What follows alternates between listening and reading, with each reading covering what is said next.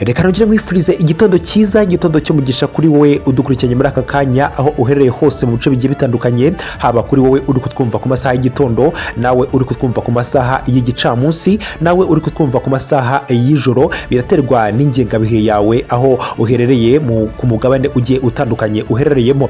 Kuri uyu munsi rero turi ku gitondo cyo ku itariki 14 z'ukwezi kwa 10 umwaka wa 2024. Tugarutse muri amakuru akomeye cyane, n'amakuru akomeje kugenda avugirwa ku butaka bwa Repubulika Iharanira Demokarasi ya Kongo. Twibanda kuri diplomasi, politike, umutekano, ariko kandi tuvuga ku umutekano ukomeje kugenda uzamba kuri ubutaka bwa Repubulika Iharanira Demokarasi ya Kongo. Akomeje kugenda habera itsibano ry'imirwano itoroshye cyane, ikomeje kugenda ihuza igisirikare cya Repubulika Iharanira Demokarasi ya Kongo FARDC ndetse n'umutwe witwaje intwaro wa M23. Kugeza rero akamaginga ngaya ibyinshi byagiye bikorwa ndetse n'inama zirakorwa zikomeye cyane zo kuba umutekano ukomeje kugenda uzamba kuri ubutaka bwa Repubulika Iharanira Demokarasi ya Kongo ugomba gucogora. Ariko kugeza ubu ngubu ibintu byakomeje kugenda bikomera cyane, aho rero leta y'u Rwanda ndetse na leta ya Repubulika Iharanira Demokarasi ya Kongo bakuhuriye i Rwanda muri Angola, ndetse baza kuganira ku buryo umutekano ushobora kugenda ucungwa cyangwa se umutekano ushobora kugenda ugaragara ku butaka bwa Repubulika Iharanira Demokarasi ya Kongo. Nahakomeje kugenda habera imirwano itoroshye cyane, ndetse igisirikare cya Repubulika Iharanira Demokarasi ya Kongo gikomeje kugenda gishinjwa n'umutwe witwaje intwaro wa M23 ko gikomeje kugenda kigaba ibitero karundura kuri uyu mutwe wa M23, ndetse uyu mutwe wa M23 ukaba ukomeje kugenda ubigaragaza muri raporo zigiye zitandukanye, uvuga ko igisirikare cya Repubulika Iharanira Demokarasi ya Kongo gikomeje kugenda kigaba ibitero kuri uyu mutwe wa M23. Ni byagiye bitangazwa rero n'umuvugizi wa politike mu bya politike rero wa M23 cyangwa se Alliance Fleuve Congo, Bwana Lawrence Kanyuka, aho yari yakomeje kugenda abitangaza abinyujije ku rukuta rwa X rwahoze rwitwa Twitter. Rero aho yakomeje kugenda agaragaza impungenge zikomeye cyane zikomeje kugenda zigaragara ku mirongo y'imbere ku rugamba, bitewe nuko igisirikare cya Repubulika Iharanira Demokarasi ya Kongo FARDC gikomeje kugenda kigaba ibitero karundura kuri mitwe M23. Rero ibi ngibi rero bikaza gutuma bamwe mu baturage baharenganira, ndetse n'ibikorwa remezo bigiye bitandukanye, haba harimo amashuri, imirimo y'abaturage, bitewe nuko aho bakomeje kugenda bahanganira, aho bakomeje kugenda barwanira, hakomeje kugenda byinshi bigenda byangirwa umunsi ku wundi.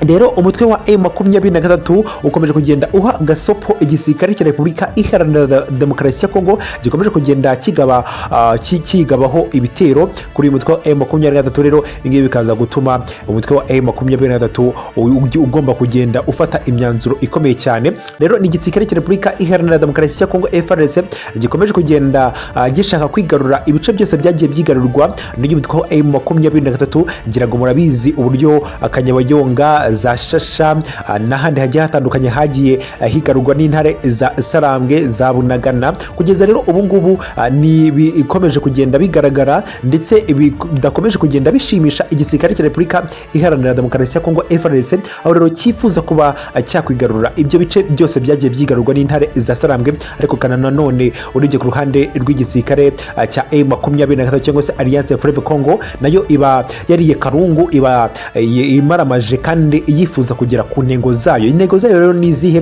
Nta zindi rero nuko ibyo bice byose byagiye byigarurwa n'uyu umutwe wa M23 bagomba kugomeza kugenda babisigasira, ndetse bacunga umutekano w'abaturage, ndetse intego nyamukuru nuko umutekano ku butaka bwa Repubulika Iharanira Demokarasi ya Kongo wagiye uzamba kenshi, ugomba kongera gusubira ku murongo, abaturage kongera bakabaho mu buzima usanzwe. Ariko nanone imyaka ibaye myinshi cyane, imirwano ikomeje kugenda ibera kuri ubutaka bwa Repubulika Iharanira Demokarasi ya Kongo, imirwano ikomeje kugenda ifata urundi rwego rukomeye cyane. Muri iki gitondo rero amakuru tubyukanye nuko habaye deployment mu bice bigiye bitandukanye bya territoire ya Masisi, akomeje kugenda habera deployment z'igisirikare cya Repubulika Iharanira Demokarasi ya Kongo. N'amakuru yagiye atugeraho uko igisirikare cya Repubulika Iharanira Demokarasi ya Kongo cyamaze kumanura abasirikare benshi cyane, ndetse bakomeje kugenda bongerwa muri ibyo bice bigiye bitandukanye, kugira ngo rero uyu mutwe wa M23 babashe kukumira, babashe kwirukana burundu ku butaka bwa Repubulika Iharanira Demokarasi ya Kongo, nibyo, ariko kandi ntabwo byoroshye cyane, ntabwo byoroheye igisirikare cya Repubulika Iharanira Demokarasi ya Kongo FARDC,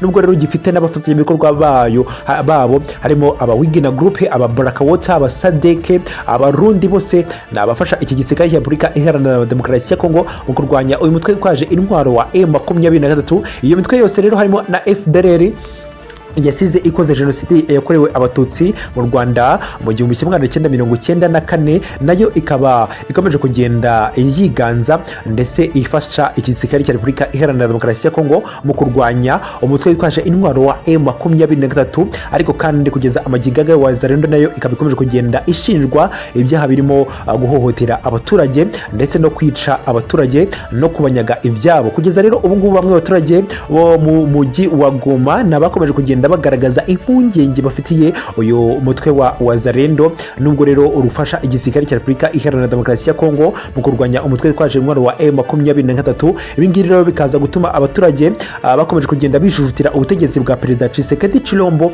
bukomeje kugenda bugaragara cyangwa se bugaragaza ko butakomeje kugenda butuma abaturage babaho neza, nk'uko rero Perezida Tshisekedi Tshilombo yagiye abisezeranya abaturage ko umutekano wo ku butaka bwa Repubulika Iharanira Demokarasi ya Kongo umutekano uzagaruka. Ariko rero kugeza amagingaga umutekano ukaba warabuze mu bice bigiye bitandukanye byo mu ntara Kivu y'Amajyaruguru. Rero ni bikomeje kugenda bigaragara ko ubutaka rero bwa Repubulika Iharanira Demokarasi ya Kongo bitari byiza cyane, bikomeje kugenda bituma abaturage bakomeje kugenda bijutira Perezida Tshisekedi Tshilombo. Rero bakomeje kugenda bakora imyigaragambyo igiye itandukanye yo kwamagana ubutegetsi bwa Perezida Tshisekedi Tshilombo, ariko ntacyo byigeze bitanga. Ndetse kugeza ubu ngubu nubwo rero umutekano ukomeje kugenda usamba, ariko intego nimwe no kwirukana urundu uyu mutwe wa M23 ukomeje kugenda ukora mu nkokora igisirikare cya Repubulika Iharanira Demokarasi ya Kongo.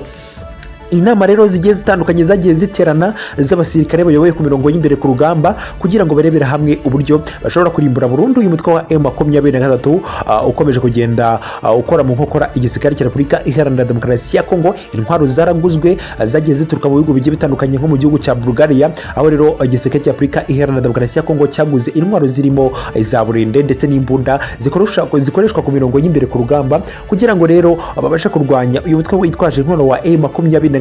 Ariko kandi ibingibi bikaba bikomeje kugenda bituma byinshi bikomeje kugenda bigaragara ko ubutaka bwa Repubulika Iharanira Demokarasi ya Kongo bikomeje kugenda bitera urujijo rukomeye cyane. Abahanga rero mu byerekeranye cyangwa se mu basesenguzi bakomeje kugenda basesengura ko bikomeje kugenda bigaragara ko ubutaka bwa Repubulika Iharanira Demokarasi ya Kongo babona ko rero Perezida Tshisekedi Tshilombo igihe agannye inzira ya diplomasi, aribwo iyi ntambara ikomeje kugenda ibahuza n'umutwe witwaje intwaro wa M23 ishobora gucogora ku buryo ukomeye cyane.